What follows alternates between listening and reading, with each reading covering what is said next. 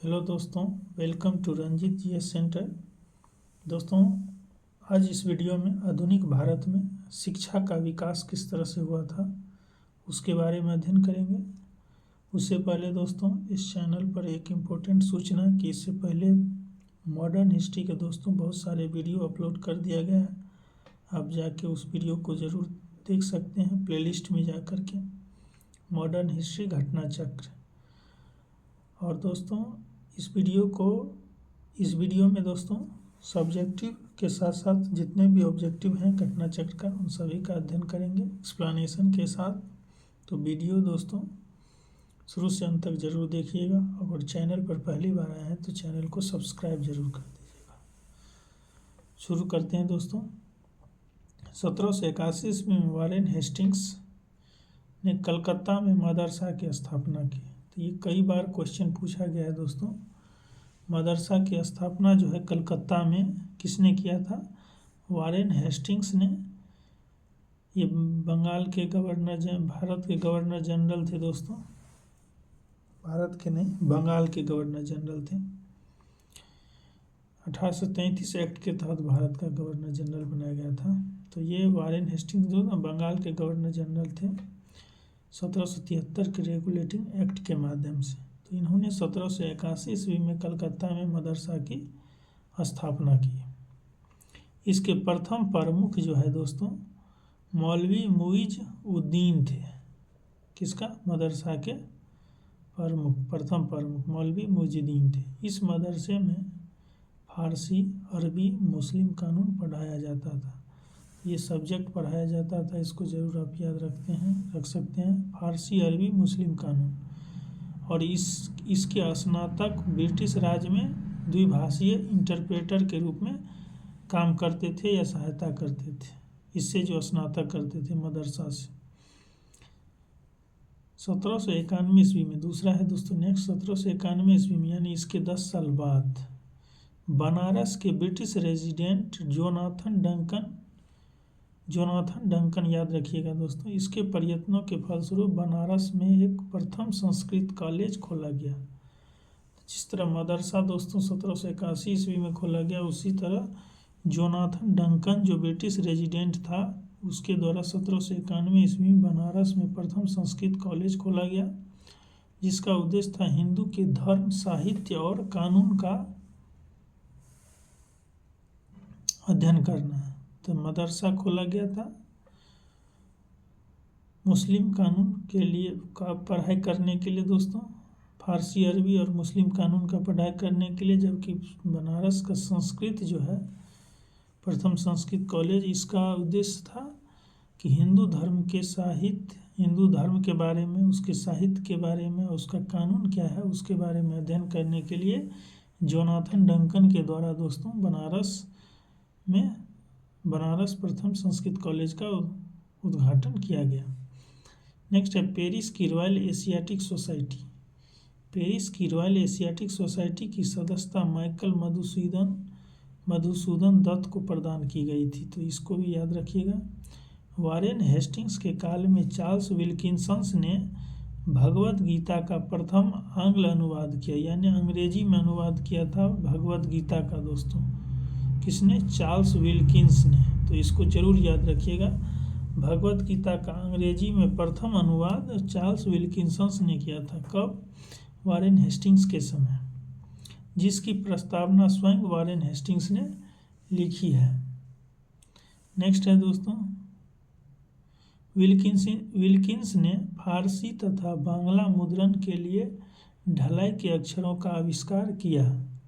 Next है हॉलवेड 1778 ईस्वी में संस्कृत व्याकरण प्रकाशित किया। तो ये भी याद रखिएगा, हॉलवेड संस्कृत व्याकरण प्रकाशित किया।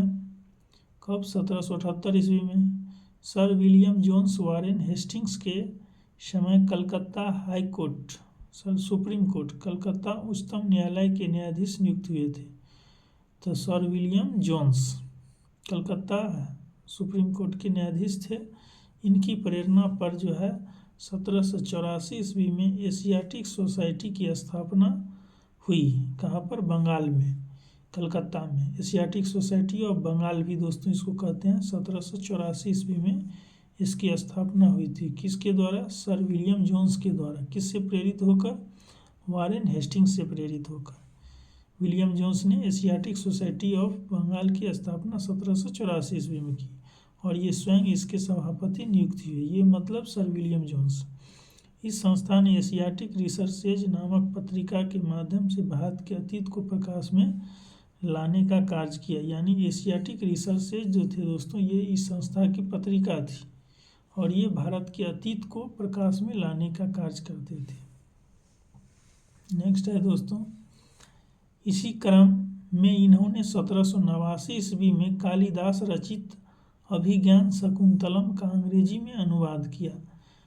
अभिज्ञान शकुंतलम जो है दोस्तों, ये कालिदास की रचना है जिसका अंग्रेजी में अनुवाद जो है विलियम जोन्स के द्वारा दोस्तों 1789 ईस्वी में किया गया एवं इसके 5 संस्करण प्रकाशित किए। नेक्स्ट है 1854 के बाद शिक्षा के क्षेत्र में हुई प्रगति की समीक्षा करने के लिए 1882 ईस्वी में W. हंटर की अध्यक्षता में एक आयोग नियुक्त किया गया। तो ये हंटर आयोग जो है दोस्तों 1882 ईस्वी में नियुक्त किया गया। किस लिए किया गया था कि 1854 में जो चार्ल्स वुड डिस्पैच आया था, शिक्षा के मैग्ना कार्टा कहा जाता है दोस्तों, उसके द्वारा जो है शिक्षा के क्षेत्र में कितनी प्रगति हुई उसकी समीक्षा करने के लिए हंटर की अध्यक्षता में हंटर आयोग का गठन किया गया। इस आयोग की रिपोर्ट में प्राथमिक शिक्षा के सुधार एवं विकास पर जोर दिया गया। यानी हंटर आयोग का दोस्तों रिपोर्ट जब सौंपा गया तो उसका उद्देश्य रिपोर्ट में था कि प्राथमिक शिक्षा के सुधार और विकास पर अधिक जोर दिया जाए। राष्ट्रीय शिक्षा के क्षेत्र में सर्वप्रथम 1905 को रंगपुर नेशनल स्कूल की स्थापना हुई। तो इसको भी याद रखिएगा दोस्तों, रंगपुर नेशनल स्कूल की स्थापना कब हुई? 1905 में, राष्ट्रीय शिक्षा के क्षेत्र में बढ़ावा देने के लिए। नेक्स्ट है दोस्तों, 1905 में कलकत्ता में एक सम्मेलन का आयोजन किया गया।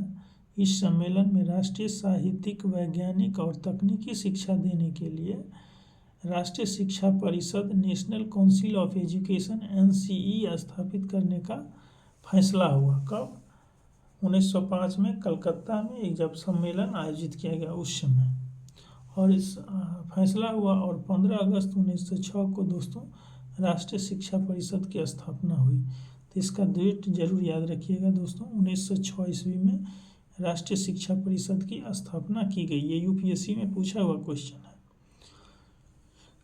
नेक्स्ट है दोस्तों 1813 ईस्वी के चार्टर एक्ट के तहत प्रति वर्ष शिक्षा के लिए 1 लाख रुपये खर्च करने की व्यवस्था की गई थी। किसके द्वारा? 1813 के चार्टर एक्ट के द्वारा। नेक्स्ट है दोस्तों सैंडलर आयोग शिक्षा से संबंधित है। नेक्स्ट देखिएगा दोस्तों, सैंडलर आयोग शिक्षा से संबंधित है। वर्ष 1917 में सरकार ने कलकत्ता विश्वविद्यालय की संभावनाओं के अध्ययन और रिपोर्ट के लिए एक आयोग नियुक्त किया। Doctor M.E. सैंडलर जो लीड्स यूनिवर्सिटी के उपकुलपति थे, इसके अध्यक्ष नियुक्त किया गया। यानी M.E. सैंडलर आयोग का गठन किया गया। किस लिए? 1917 में सरकार द्वारा कलकत्ता यूनिवर्सिटी की संभावनाओं के अध्ययन और रिपोर्ट के लिए M.E. सैंडलर की अध्यक्षता में दोस्तों सैंडलर आयोग का गठन किया गया और इस आयोग के सदस्य में 2 भारतीय थे। ये 2 भारतीय का नाम जरूर आप याद रखिएगा दोस्तों। ये डॉक्टर आशुतोष मुखर्जी। कौन थे? डॉक्टर आशुतोष मुखर्जी और डॉक्टर जियाउद्दीन अहमद भी थे। इस आयोग को कलकत्ता विश्वविद्यालय की शिक्षा पर अपनी रिपोर्ट देने को कहा गया था। इस आयोग का यह विचार था कि यदि विश्वविद्यालय शिक्षा का सुधार करना है तो माध्यमिक शिक्षा का सुधार आवश्यक है। भारतीय शिक्षा पद्धति में भाषा संबंधी विवाद पर अपना विवरण देने के लिए विलियम बेंटिक ने अपनी काउंसिल के विधि सदस्य लॉर्ड मैकाले को जो है दोस्तों लोक शिक्षा समिति का प्रमुख नियुक्त किया। किसने? विलियम बेंटिक ने। कि भारतीय शिक्षा पद्धति में भाषा संबंधी विवाद, कि कौन सा भाषा में भारतीय शिक्षा दिया जाए। इस पर दोस्तों विवरण देने के लिए विलियम बेंटिक ने अपने काउंसिल का जो विधि अधिक सदस्य था लॉर्ड मैकाले, उसको लोक शिक्षा समिति का प्रमुख नियुक्त किया। मैकाले ने भारत में शिक्षा के लिए अंग्रेजी भाषा का समर्थन किया।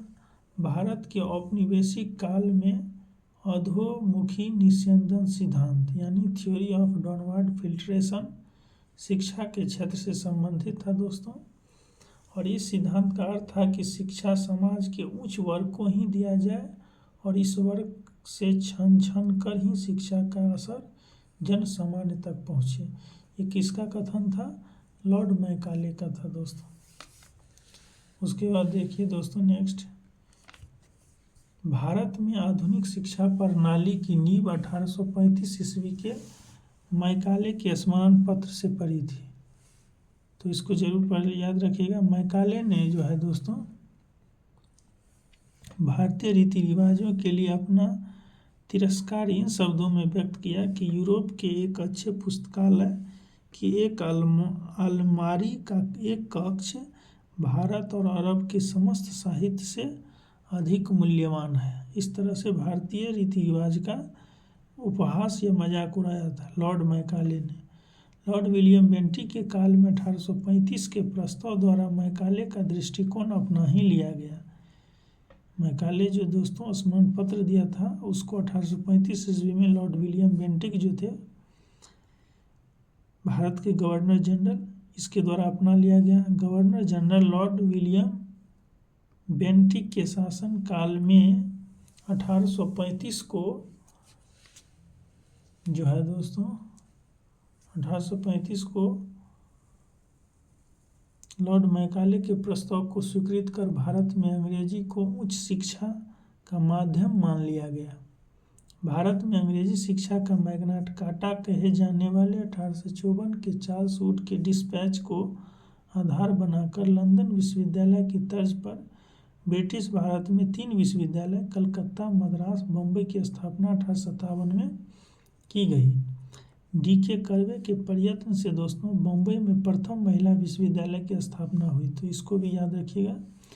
बम्बई में प्रथम महिला विश्वविद्यालय D.K. कर्वे के प्रयत्नों से। ये महाराष्ट्र के समाज सुधारक एवं सामाजिक कार्यकर्ता थे। इन्होंने विधवाओं के उत्थान के लिए विधवा विवाह प्रतिबंध निवारक मंडली की भी स्थापना की थी। किसने? D.K. कर्वे ने। उसके बाद है दोस्तों 1896 ईस्वी में उन्होंने पूना में विधवा गृह की स्थापना की और उन्होंने स्वयं एक ब्राह्मणी विधवा से विवाह कर लिया। D.K. कर्वे। वर्ष 1958 में इन्हें भारत रत्न प्रदान किया गया। नेक्स्ट है Deccan education society. Deccan education society की स्थापना मूलतः न्यू इंग्लिश स्कूल के प्रारंभ जो 1800 ईस्वी में हुआ था के साथ पुणे में की गई थी। तो न्यू इंग्लिश स्कूल मूलतः न्यू इंग्लिश स्कूल के प्रारंभ के साथ पुणे में की गई थी। इसी न्यू इंग्लिश को दोस्तों डेक्कन एजुकेशन सोसाइटी कहा जाता है। मूलतः यह न्यू इंग्लिश स्कूल के रूप में प्रारंभ हुई पुणे में। 1884 ईस्वी में डेक्कन एजुकेशन सोसाइटी औपचारिक रूप से गठित की गई और इस संस्था के संस्थापकों में V.K. चिपलुंकर, बाल गंगाधर तिलक, गणेश गोपाल गणेश आगरकर एवं M.B. नाम जोशी प्रमुख थे। तो याद रखिएगा इसको। डेक्कन एजुकेशन सोसाइटी जो है दोस्तों इसका औपचारिक गठन किया गया और इस संस्था के संस्थापक कौन कौन थे? V.K. चिपलुंकर, बाल गंगाधर तिलक, गोपाल गणेश आगरकर और M.B. नाम जोशी। नेक्स्ट है राजा राममोहन राय आधुनिक शिक्षा के सबसे प्रारंभिक प्रचारकों में से एक थे। 1817 ईस्वी में उन्होंने डेविड हेयर और अलेक्जेंडर डफ के साथ मिलकर कलकत्ता में प्रसिद्ध हिंदू कॉलेज की स्थापना की। तो इसको जरूर याद रखिएगा दोस्तों। कलकत्ता में प्रसिद्ध हिंदू कॉलेज की स्थापना 1817 ईस्वी में राजा राम मोहन राय के द्वारा किया गया था। किसके सहयोग से? डेविड हेयर और अलेक्जेंडर डफ के सहयोग से। नेक्स्ट है मेयो कॉलेज की स्थापना 1875 ईस्वी में दोस्तों अजमेर राजस्थान में किया गया था। मुस्लिम एंग्लो ओरिएंटल कॉलेज, इसकी स्थापना 1875 ईस्वी में अलीगढ़ में किया गया था। तो इसको जरूर याद रखिएगा, मुस्लिम एंग्लो ओरिएंटल कॉलेज अलीगढ़ में।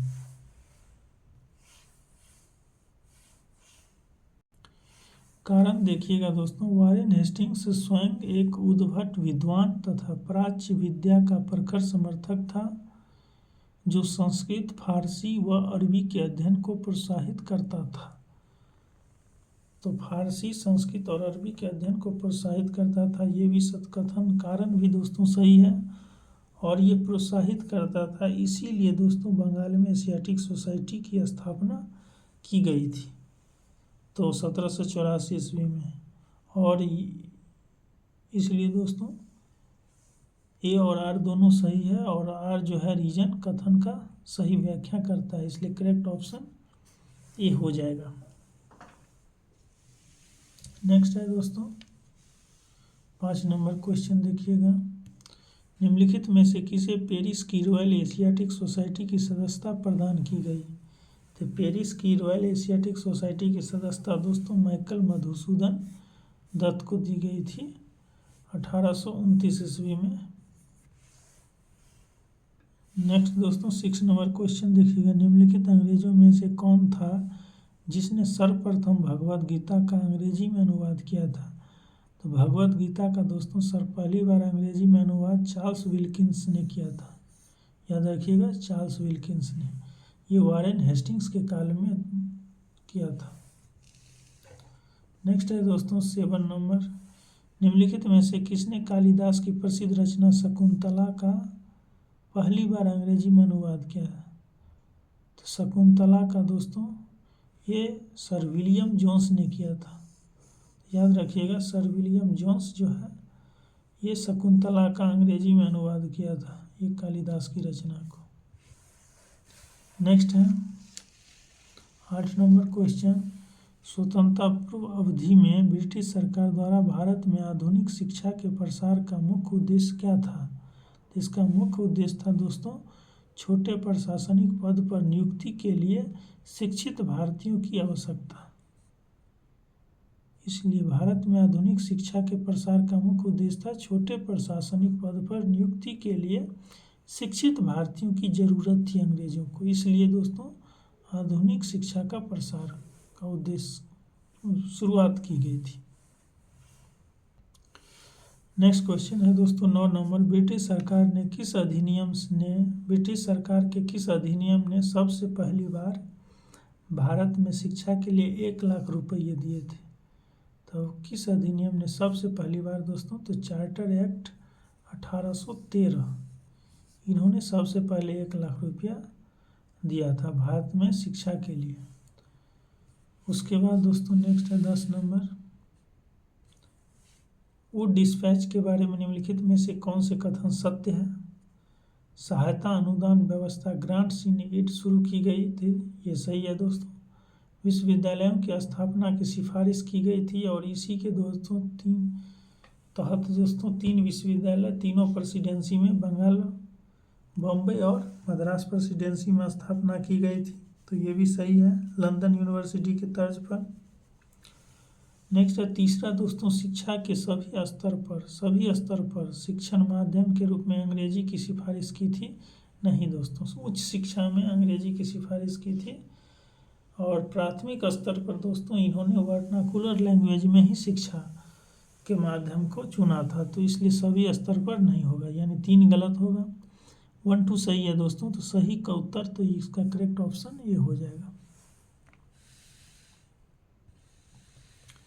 नेक्स्ट 11 नंबर क्वेश्चन देखिएगा दोस्तों। चार्ल्स वुड का आदेश पत्र निम्नलिखित में से किससे संबंधित था?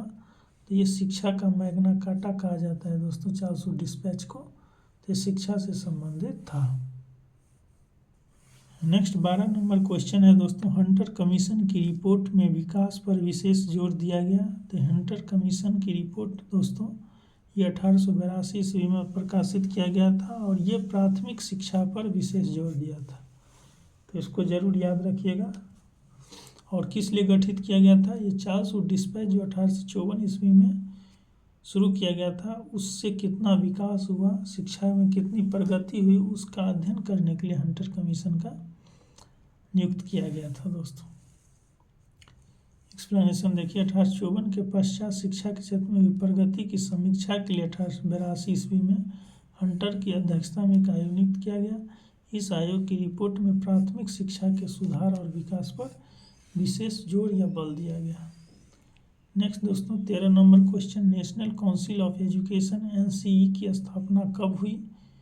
तो इसकी स्थापना दोस्तों 15 अगस्त 1906 को हुई थी। 1906 याद रखिए, यूपीएससी में भी क्वेश्चन पूछा गया है दोस्तों। और रंगपुर नेशनल स्कूल की स्थापना कब हुई? 1905 ईस्वी में, इसको भी याद रखिएगा, कलकत्ता में। नेक्स्ट है दोस्तों 14 नंबर, सैंडलर आयोग संबंधित था, तो ये भी दोस्तों शिक्षा से संबंधित था और ये 1917 ईस्वी में स्थापित किया गया था कलकत्ता यूनिवर्सिटी में कि शिक्षा संबंधी विकास का अध्ययन करने के लिए और कलकत्ता यूनिवर्सिटी की संभावनाओं का अध्ययन करने के लिए, एम ई सैंडलर की अध्यक्षता में। नेक्स्ट 15 नंबर क्वेश्चन देखिए दोस्तों, शिक्षा में सुधार के लिए ब्रिटिश सरकार ने सैंडलर विश्वविद्यालय आयोग कब नियुक्त किया गया था दोस्तों? ये 1917 में सैंडलर की अध्यक्षता में सैंडलर विश्वविद्यालय आयोग, इसका उद्देश्य था दोस्तों कलकत्ता यूनिवर्सिटी की संभावनाओं का अध्ययन करने के लिए। नेक्स्ट है दोस्तों लॉर्ड मैकाले संबंधित है, तो ये अंग्रेजी शिक्षा से संबंधित है। उसके बाद 17, भारत के औपनिवेशिक काम में अधोमुखी निस्यंदन सिद्धांत किस क्षेत्र से संबंधित था? तो ये अधोमुखी निस्यंदन सिद्धांत, theory of downward filtration, Lord Macaulay के द्वारा दोस्तों शिक्षा के क्षेत्र में दिया गया था कि शिक्षा सभी उच्च वर्ग को ही दिया जाए और उसी से छन छन कर जनसामान्य तक पहुँचेगा। नेक्स्ट है दोस्तों 18 नंबर, भारत की शैक्षणिक नीति में फिल्ट्रेशन थ्योरी के प्रतिपादक कौन थे? Lord Macaulay.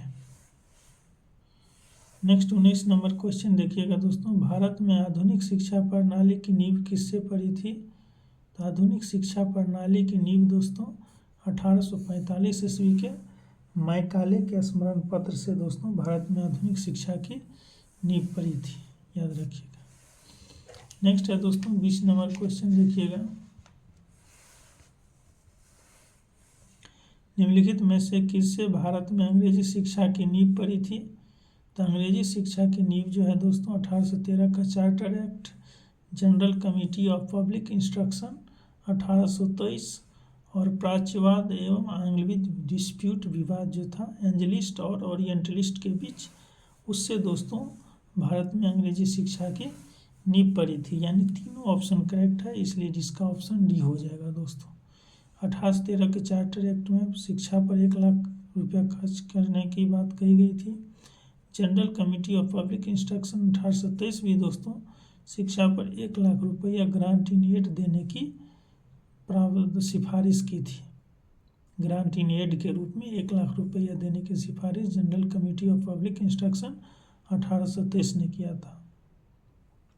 और एंजलिस्ट और ओरिएंटलिस्ट के बीच जो है दोस्तों विवाद हुआ था दोनों में कि ओरिएंटलिस्ट चाहता था दोस्तों, ओरिएंटलिस्ट चाहता था जो पाश्चात्य था, ओरिएंटलिस्ट ये भारतीय मतलब वर्नाकुलर लैंग्वेज का समर्थन करता था और एंजलिस्ट जो था आंग्लवादी, ये दोस्तों इंग्लिश एजुकेशन की सिफारिश करता था।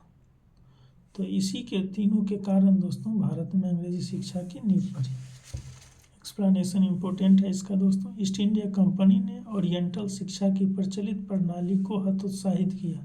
ओरिएंटल शिक्षा मतलब दोस्तों यहाँ का देसी भाषा में जो शिक्षा दी जा रही थी वर्नाकुलर लैंग्वेज में, उसका ईस्ट इंडिया कंपनी ने समाप्ति लगभग कर दिया तथा पश्चिमी शिक्षा और अंग्रेजी भाषा को बढ़ावा दिया। 1813 के चार्टर एक्ट में भारत में शिक्षा के प्रसार के लिए प्रति वर्ष 1 लाख रुपया खर्च करने का प्रावधान को अपनाया गया था। किसमें दोस्तों? 1813 के चार्टर एक्ट में।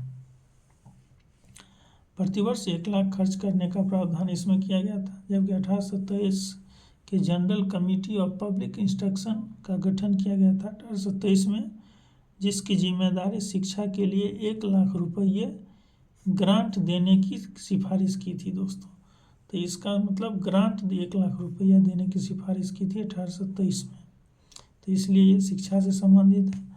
और इस समिति के दोस्तों समिति में 10 यूरोपीय सदस्य शामिल थे। General committee of public instruction में 10 का 10 यूरोपीय सदस्य शामिल थे। इसके बाद गवर्नर जनरल विलियम बेंटिक के शासनकाल में 1835 को लॉर्ड मैकाले के प्रस्ताव को स्वीकृत कर भारत में अंग्रेजी को उच्च शिक्षा का माध्यम मान लिया गया। इसमें जो है दोस्तों उच्च शिक्षा का माध्यम विलियम बेंटिक के द्वारा दोस्तों 1835 को लॉर्ड मैकाले के प्रस्ताव को स्वीकार कर भारत में अंग्रेजी शिक्षा के माध्यम मान लिया। तो ये भी इसमें महत्वपूर्ण योगदान है। नेक्स्ट है दोस्तों, भारत में आंग्ल यानी एंजलिस्ट शिक्षा के समर्थकों, जो अंग्रेजी शिक्षा का समर्थन करता था, उसमें मुनरो और एल्फिस्टन प्रमुख है दोस्तों, ये एंजलिस्ट थे। जबकि प्रिंसेप जो थे ये ओरिएंटलिस्ट यानी प्राच्य शिक्षा के समर्थक के नहीं थे। प्राच्य मतलब ओरिएंटलिस्ट मतलब दोस्तों वर्नाकुलर लैंग्वेज या देसी भाषा का समर्थक थे। एच टी प्रिंसेप याद रखिएगा। नेक्स्ट है दोस्तों 21 नंबर क्वेश्चन देखिएगा, किसके शासनकाल में भारत में अंग्रेजी शिक्षा आरंभ की गई थी? तो लॉर्ड विलियम बेंटिक के समय दोस्तों 1835 ईस्वी में लॉर्ड मैकाले के स्मरण पत्र के द्वारा।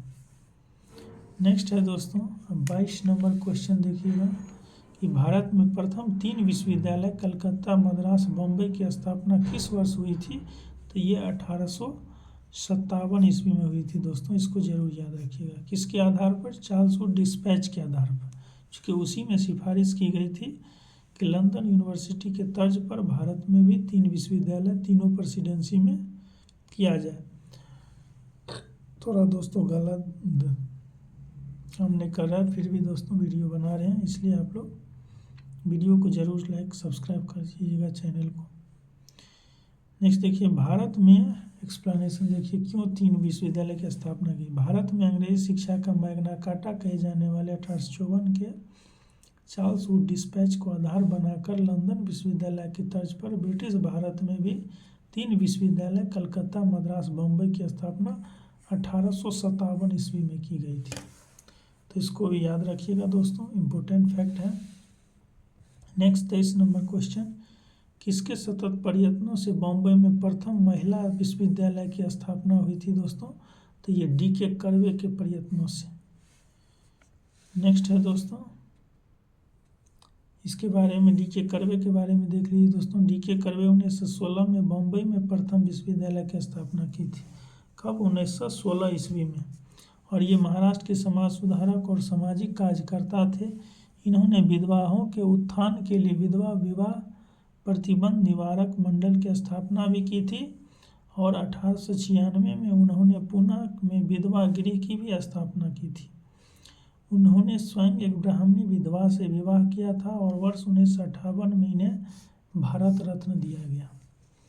नेक्स्ट 24 नंबर देखिएगा दोस्तों, दक्कन एजुकेशन सोसाइटी की स्थापना से कौन संबंधित था? दक्कन एजुकेशन सोसाइटी के संस्थापक सदस्य में से दोस्तों बाल गंगाधर तिलक महत्वपूर्ण है। आइए इसका एक्सप्लेनेशन देखिए दोस्तों। दक्कन एजुकेशन सोसाइटी की स्थापना 1880 ईस्वी में मूलतः न्यू इंग्लिश स्कूल के रूप में पुणे में हुआ था शुरू दोस्तों। न्यू इंग्लिश स्कूल के प्रारंभ के साथ पुणे में की गई थी, और 1884 ईस्वी में दक्कन एजुकेशन सोसाइटी औपचारिक रूप से गठित की गई थी। शुरू में यह न्यू इंग्लिश स्कूल के साथ प्रारंभ हुई थी। इस संस्था के संस्थापकों में दोस्तों वी.के. चिपलुंकर, बाल गंगाधर तिलक, एम.बी. नामजोशी और गोपाल गणेश आगरकर प्रमुख थे। Justice MG. रनाडे इस सोसाइटी के संस्थापक नहीं बल्कि इनके 5 संरक्षक में से एक थे।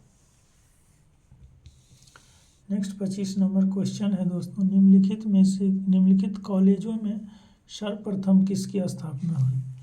ये कॉलेज दिया हुआ है दोस्तों, इसमें कह रहा है कि सर्वप्रथम किसकी स्थापना हुई थी, तो हिंदू कॉलेज जो है दोस्तों कलकत्ता, ये राजा राम मोहन राय के द्वारा 1817 ईस्वी में की गई थी।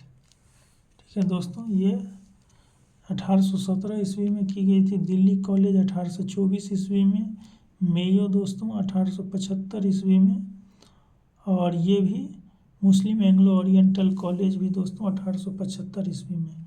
ये दोनों 1875 में, ये 1824 में, और ये 1817 में हिंदू कॉलेज राजा राम मोहन राय के द्वारा आधुनिक शिक्षा का प्रारंभिक प्रचार करने के लिए किसके द्वारा सहयोग से, डेविड हेयर और अलेक्जेंडर डफ के सहयोग से हिंदू कॉलेज की स्थापना कलकत्ता में की थी। तो ये हो जाएगा, ये ऑप्शन करेक्ट हो जाएगा दोस्तों।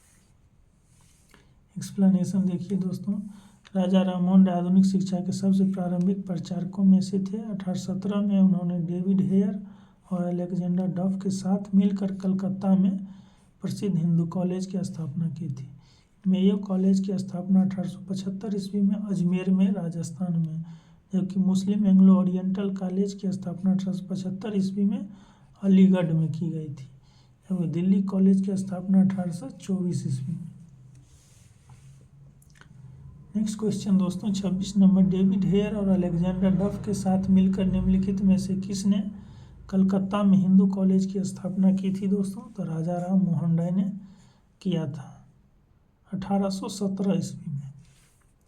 नेक्स्ट 27 नंबर क्वेश्चन देखिएगा दोस्तों, भारत में औपनिवेशिक शासन के दौरान शैक्षणिक संस्थाओं के संदर्भ में निम्नलिखित युग पर विचार कीजिए। संस्थान और संस्थापक, Banaras Sanskrit college, Calcutta Madrasa, fort William college. इधर विलियम जोन्स, वारेन हेस्टिंग्स और आर्थर वेलेजली। तो बनारस संस्कृत ठीक है दोस्तों, विलियम जो है बनारस संस्कृत कॉलेज जो है दोस्तों जोनाथन डंकन के द्वारा 1791 ईस्वी में शुरू किया गया था। तो ये जोनाथन डंकन की जगह दिया है विलियम जोन्स, ये गलत है। कलकत्ता मदरसा दोस्तों 1781 ईस्वी में वारेन हेस्टिंग्स के द्वारा शुरू की गई थी, ये सही है, सम्मिलित है। फोर्ट विलियम कॉलेज जो है दोस्तों, ये आर्थर वेलेजली, ये अलग नाम है दोस्तों, लॉर्ड रिचर्ड वेलेजली के द्वारा किया गया था, ये आर्थर वेलेजली नहीं था, तो ये भी गलत है। तो सही सुमेलित युग दोस्तों केवल 2 है, वारेन हेस्टिंग्स, क्योंकि फोर्ट विलियम कॉलेज दोस्तों लॉर्ड वेलेजली के द्वारा किया गया था, लॉर्ड रिचर्ड वेलेजली, यहाँ आर्थर वेलेजली है, इसलिए ये गलत है। और ये तो दोस्तों बनारस का संस्कृत कॉलेज जोनाथन डंकन के द्वारा किया गया था, तो ये तो सरासर गलत है। तो इसमें एक्सप्लेनेशन देख लीजिए दोस्तों, बनारस का संस्कृत कॉलेज जोनाथन डंकन 1791 ईस्वी में, कलकत्ता मदरसा 1781 ईस्वी में, Warren Hastings, fort William college Lord Richard Wellesley के द्वारा 1800 ईस्वी में किया गया था। नेक्स्ट 28 नंबर क्वेश्चन देखिएगा दोस्तों, निम्नलिखित में से किसने भारतीय विश्वविद्यालयों में धार्मिक शिक्षा के लिए प्रबल रूप से वकालत की थी दोस्तों, तो मदन मोहन मालवीय जो है दोस्तों, इन्होंने किया था धार्मिक शिक्षा यूनिवर्सिटियों में पढ़ाया जाए। और ये दोस्तों 1916 ईस्वी में बनारस हिंदू विश्वविद्यालय BHU की स्थापना की थी, और ये खुद कुलपति रहे 10 साल। नेक्स्ट है दोस्तों 29 नंबर, बनारस हिंदू विश्वविद्यालय का शिलान्यास निम्न में से किसने किया था दोस्तों, तो शिलान्यास बोल रहा है बनारस हिंदू विश्वविद्यालय का स्थापना मदन मोहन मालवीय ने, जबकि इसका दोस्तों शिलान्यास लॉर्ड हार्डिंग के द्वारा किया गया था। लॉर्ड हार्डिंग दोस्तों उस समय भारत का गवर्नर जनरल था, और इसका कार्यकाल 1910 से 16 तक था दोस्तों। देखिए एक्सप्लेनेशन, बनारस हिंदू विश्वविद्यालय की शिलान्यास 4 फरवरी 1916 को वसंत पंचमी के दिन तत्कालीन वाइसराय लॉर्ड हार्डिंग के द्वारा किया गया था। नेक्स्ट क्वेश्चन 30 नंबर दोस्तों, निम्नलिखित में से किसे सर्वप्रथम केंद्रीय विश्वविद्यालय घोषित किया गया था, तो सर्वप्रथम केंद्रीय विश्वविद्यालय जो है दोस्तों बनारस हिंदू विश्वविद्यालय वाराणसी को घोषित किया गया था, जो कि मदन मोहन मालवीय के द्वारा स्थापित था। इसको सर्वप्रथम केंद्रीय विश्वविद्यालय घोषित किया गया। एक्सप्लेनेशन देखिए दोस्तों, दिए गए केंद्रीय विश्वविद्यालय में बनारस हिंदू विश्वविद्यालय वाराणसी को सबसे पहले केंद्रीय विश्वविद्यालय का दर्जा दिया गया। इसकी स्थापना 1916 ईस्वी में मदन मोहन मालवीय द्वारा किया गया। तो ये दोस्तों आधुनिक भारत में शिक्षा का विकास का सब्जेक्टिव ऑब्जेक्टिव कंप्लीट हुआ। इस वीडियो को दोस्तों अंत तक ज़रूर देखिएगा और चैनल पर पहली बार हैं तो चैनल को सब्सक्राइब कर दीजिएगा। Thank you.